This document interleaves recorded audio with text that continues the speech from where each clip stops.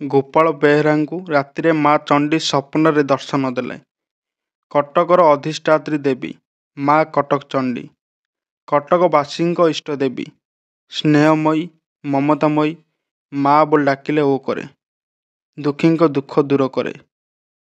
ତାଙ୍କୁ ନେଇ ସହରର ପରିଚୟ। କଟକର ସେହି ବଜାରରେ ରହିଛି ମାଙ୍କ ମନ୍ଦିର ମା କଟକଚଣ୍ଡୀ। ଆପଣ ନିଶ୍ଚିନ୍ତ ମମତାମୟୀ ସ୍ନେହମୟୀ ମା କଟକଚଣ୍ଡୀଙ୍କୁ ଦର୍ଶନ କରିଥିବେ। ମାଙ୍କ ମନ୍ଦିର କେବେ ଏବଂ କିଏ ତିଆରି କରିଥିଲେ ଆଜି ଆପଣଙ୍କୁ ଜଣାଇବି।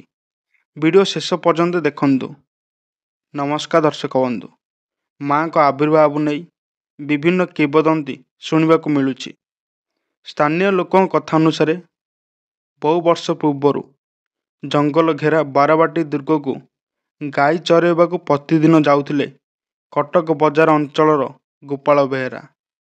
ଏମିତି ସବୁଦିନେ ଚାଲେ, କିନ୍ତୁ ଦିନେ ଦୁର୍ଗ ଭିତରେ ଥିବା ଏକ ପଥର ଉପରେ ବସିଥିବା ବେଳେ ତାଙ୍କ ଶରୀରରେ ଏକ ଅପୂର୍ବ ସିଂହରଣ ଖେଳିଗଲା। ସେହିଦିନ ରାତିରେ ଏକ ସ୍ୱପ୍ନ ଦେଖିଲେ। ତାଙ୍କୁ ସ୍ୱପ୍ନରେ ମା ଆସି କହିଲେ, ଦୁର୍ଗ ଭିତରେ ଥିବା ଏକ ପଥର ତଳେ ମା ଅଛନ୍ତି। ସ୍ୱପ୍ନ ସମ୍ପର୍କରେ ସେତେବେଳେ ଥିବା ଦଇନ ପଣ୍ଡାଙ୍କୁ ଜଣାଇଥିଲେ।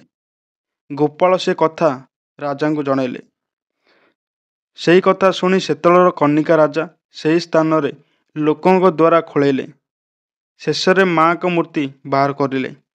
ମୂର୍ତ୍ତି ବାହାରିବାରୁ ଗୋପାଳଙ୍କ ମୁଣ୍ଡରେ ବୋହି ଆଣିଥିଲେ, କିନ୍ତୁ ଚଣ୍ଡୀ ଛକରେ ମାଙ୍କୁ ନେବା ସମ୍ଭବ ହେଲା ନାହିଁ ଏବଂ ସେହିଠାରେ ଗୋପାଳ ମୂର୍ତ୍ତିକୁ ରଖିଦେଲେ। ସେହି ଦିନଠୁ ଚଣ୍ଡୀ ଛକ କୁହାଯାଉଥିବା ବଉଳ ଗଛ ମୂଳେ ମାଙ୍କ ମୂର୍ତ୍ତି ସ୍ଥାପନ ହେଲା। ସେହି ଦିନଠାରୁ ମା ପୂଜା ପାଇ ଆସୁଛନ୍ତି।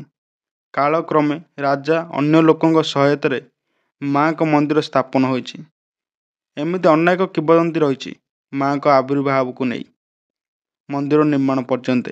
ଜୟ ମା କଟକଚଣ୍ଡୀ।